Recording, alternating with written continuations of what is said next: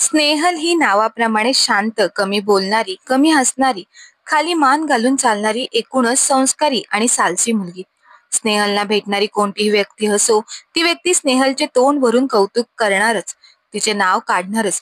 कोणीही काहीही विचारल्याशिवाय किंवा बोलल्याशिवाय ती कधी स्वतःहून कोणाशी बोलत नसे. तिच्या आई वडिलांना कोणीही हेच सांगत असत की खूप गुणी मुलगी आहे तुमची, तिचा स्वभाव शांत आहे, तेव्हा तिच्या आई वडिलांची छाती नेहमी अभिमानाने फुलून येत असे.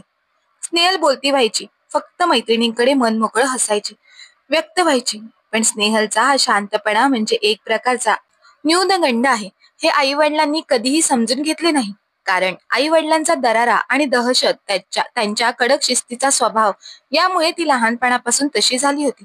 बरं, आपल्या अशा गायीसारख्या शांत मुलीसाठी नवरा आणि सासर शोधताना तसेच शोधावे लागेल जे तिला समजून घेतील, तिच्या गुणांची कदर करतील. तिच्यासारखे शांत आणि समंजसपणा असलेले लोक तिच्या सासरची असावी, असा विचार फक्त आईबापच करतात ना. पण स्नेहल बाबत असं काहीही झालं नाही. कारण 12वीत असतानाच वडिलांनी तिच्या लग्नाची तयारी सुरू केली होती. मुलगी लवकर लग्न करून सासरी गेली पाहिजे, हा मागासलेला विचार त्यांचा होता. 12वीच्या परीक्षा होताच तिचे लग्न होणार होते. स्नेहलला शिकायचे होते, नोकरी करायची होती, पण ती वडिलांच्या शब्दाबाहेर जाऊ शकणार नव्हती. ती खूप रडली होती, कारण तिला इतक्या लवकर लग्न करायचं नव्हतं. लग्न करून ती सासरी गेली. नवरा आणि सासू दोन्ही तिला खूप कडक स्वभावाचे आणि शिस्तीचे भेटले. म्हणजे जे वातावरण माहेरी होते, तसेच किंबहुना त्यापेक्षा जास्त सासरी होते. पण स्नेहल कोणत्याही वातावरणात मिसळून जाणारी होती. कारण ती कोणीही तिला चांगले बोलले किंवा वाईट बोलले तरीही ती काही उत्तर देत नसे.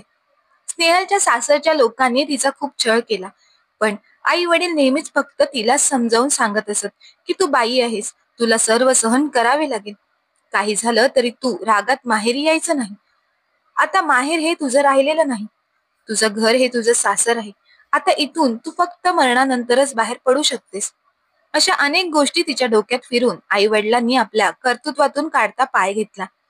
स्नेहल नेहमीप्रमाणे आपली मान खाली घालून सर्व ऐकून घेत असे आणि हेच खरे आहे हे मानून ती नवरा आणि सासूचा सर्व त्रास सहन करत असे.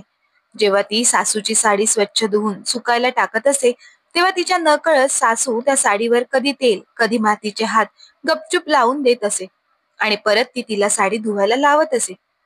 अशा प्रकारे दिवसभरात 3-4 वेळा ती एकच साडी सासू तिला धुवायला लावत असे आणि हे रोजचे झाले होते. एक वेळा स्नेहलने साडी धुण्यास नकार दिला, तर ती साडी सासू सरळ बाहेर गल्लीत जाऊन शेजारी पाजारी बायकांना दाखवू लागली. बघा, माझी सून कशी कपडे धुते. तिच्या आईने तिला कपडे धुवायला शिकवले नाही. काही कामाची नाही ही, नुसती बसून खाते, माझ्या मुलाच्या जीवावर. तेव्हापासून स्नेहल सासू जितक्या वेळा सांगेल आणि जशी सांगेल तशी साडी धुत असे. चांगल्या चवीचा स्वयंपाक बनवते म्हणून नवरा आणि सासरा तिचे कौतुक करायचे, तर हे तिच्या सासूला सहन झाले नाही. जेव्हा स्नेहल दुसऱ्या काही कामात असेल तेव्हा सासू गपचूप जाऊन भाजीत मीठ तिखट जास्त टाकून देत असे. मग नवऱ्याच्या शिव्यांचा भडीमार स्नेहलला सहन करावा लागत असे. आपल्या कपड्यांची बॅग स्नेहलने कपाटात ठेवली, तर सासूने ती बॅग कपाटातून बाहेर काढून जोरात लाथ मारून फेकून दिली आणि म्हणाली, हे माझं कपाट आहे, मला न विचारता तू हात कसा लावला? तुझी बॅग आणि कपडे इथे ठेवायचे नाही. एक दिवसही स्नेहलच्या नवऱ्याने स्नेहलला शिवीगाळ केली नाही किंवा मारले नाही, तर स्नेहलच्या सासूच्या जीवाला शांतता लागत नसे. म्हणून काही ना काही कारण चुका शोधून ती आपल्या मुलाला सांगत असे. मग मुलगाही आईचं ऐकून तिला मारझोड करीत असे. एक दिवस सासूने स्नेहलवर आपले दागिने चोरले असा आळ घेतला. घरातले काजू बदाम चोरून माहेरी पाठवते असाही आळ तिच्यावर लावला. सासूबाई जे सांगतात ते सर्व खोटं आहे, मी चोर नाही, म्हणून स्नेहलने नवऱ्याच्या खूप समजावून सांगून विनवण्या केल्या. रडून रडून आपला खरेपणा सिद्ध करण्याचा प्रयत्न केला, पण तिच्या नवऱ्याने तिचे काहीही ऐकून घेतले नाही. आपल्या आईचे ऐकून तिला तो माहेरी सोडून आला, पण माहेरीही सर्वांनी तिलाच दोष दिला. ही चुकीची असेल म्हणून बोलू लागले. 2-3 दिवसात अचानक स्नेहलच्या सासूने आपल्या मुलाला सांगितले की माझ्याकडून काही कामं होत नाहीत, मी काम करून थकून जाते आणि तुझी बायको माहेरी मस्त आरामात राहत आहे, मज्जा मारत आहे, त्यापेक्षा तू तिला परत घेऊन ये.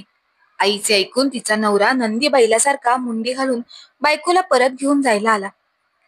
मला एक गोष्ट कळत नाही, जर बायांना आपला मुलगा मुठीत ठेवायचा असतो तर त्याचं लग्न का करतात? त्याला आयुष्यभर असाच बिना लग्नांचा ठेवायचा ना? एखाद्या गरीब मुलीचे आयुष्य उद्ध्वस्त करण्याचा हक्क यांना कोणी दिला? पण स्नेहलच्या न बोलण्यामुळेच त्याचे फावले होते. तिला आम्ही खूप वेळा समजवण्याचा प्रयत्न केला होता. इतकं कमजोरपणे वागणे चांगले नाही. त्यामुळे तुझ्या जीवावरही बेतू शकते. पण तिने कधीच ऐकले नाही. पण म्हणतात ना, माणसांच्या पापाचा घडा कधीतरी भरतो आणि सहन करणाऱ्याची सहनशक्तीही कधीतरी संपतेच. तसेच झाले. स्नेहलचा वाळवंटासारख्या रखरखीत आयुष्यात एक आनंदाची बातमी घेऊन येणारा पाऊस आला. स्नेहल आई होणार ही गोड बातमी कानावर आली. स्नेहलला वाटले आता सर्व काही ठीक होईल. पण तसे काही झाले नाही. सासूला पाहिजे तेवढा आनंद झाला नाही. नवरा मात्र प्रचंड खुश होता. तो आता स्नेहलला जपू लागला. तिची काळजी घेऊ लागला. पण हे सासूला सहन होत नव्हते. तिला आपल्या मुलाचे असे वागणे आवडत नव्हते. पण आता तिचाच मुलगा तिला सांगत असे की माझ्या बायकोवर लक्ष दे.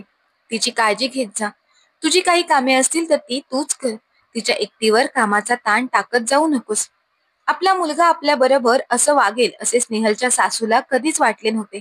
आता आपला मुलगा आपल्या हाताबाहेर जात आहे याची भीती तिला वाटू लागली.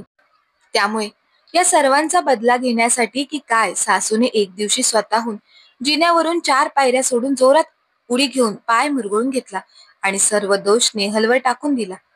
रडून रडून आपल्या मुलाला ती सांगू लागली, हिने मला मागून धक्का दिला. तिला मी सहन होत नाही.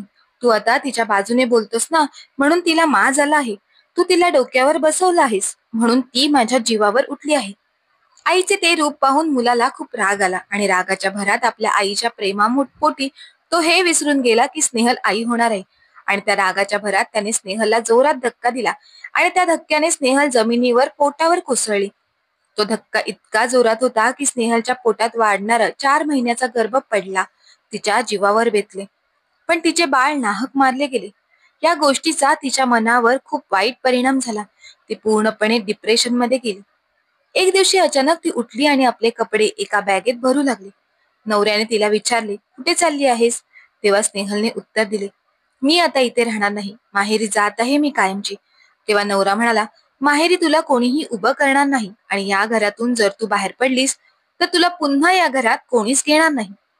आपल्या नवऱ्याच्या या बोलण्यावर स्नेहल म्हणाली, ज्या घरात माझ्या बाळाचे खुणी राहतात मी त्या घरात कधीही परत फिरून येणार नाही. मी आतापर्यंत स्वतःला होणारा त्रास सहन केला, अत्याचार सहन केला, पण कधीच कोणाला एका शब्दाने दुखावलं नाही. पण तुम्ही माझ्या बाळासोबतच तुमच्या बाळालाही मारलेत. अशा नरभक्षक नवऱ्याबरोबर मला संसारही करायचा नाही. असे ठणकावून सांगत स्नेहल आपली बॅग घेऊन घराबाहेर पडली. आपल्या माहेरी आल्यानंतर आपल्या आई वडिलांना तिने झालेला सर्व प्रकार सांगितला. तेव्हा त्यांना सुद्धा विश्वास पटला की जो माणूस आपल्या मुलाच्या जीवावर उठतो तो माणूस आपल्या मुलीच्या जीवाचा कधीच विचार करणार नाही. म्हणून तिच्या आई वडिलांनी सुद्धा निर्णय घेतला की आमची मुलगी कधीही त्या घरात परत जाणार नाही. पुढे स्नेहलने आपल्या माहेरी राहून पुढील शिक्षण पूर्ण केले आणि ती स्वतःच्या पायावर उभी राहिली. खरं तर ही गोष्ट स्नेहलने या अगोदरच करायला हवी होती. पण उशिरा का होईना तिने हिंमत दाखवली. मित्र आणि मैत्रिणींनो, स्नेहलने जशी हिंमत दाखवली तशीच हिंमत प्रत्येक स्त्रीने जर अन्याय होत असेल तर योग्य वेळेस दाखवणे गरजेचे आहे. नाहीतर अशी असुरी वृत्तीची माणसे अन्याय करतच राहतील. म्हणून त्यांना योग्य तो धडा शिकवायलाच लागेल. स्नेहलने दाखवलेल्या धाडसाबद्दल तुम्हाला काय वाटते ते कमेंट करून आम्हाला नक्की सांगा. धन्यवाद.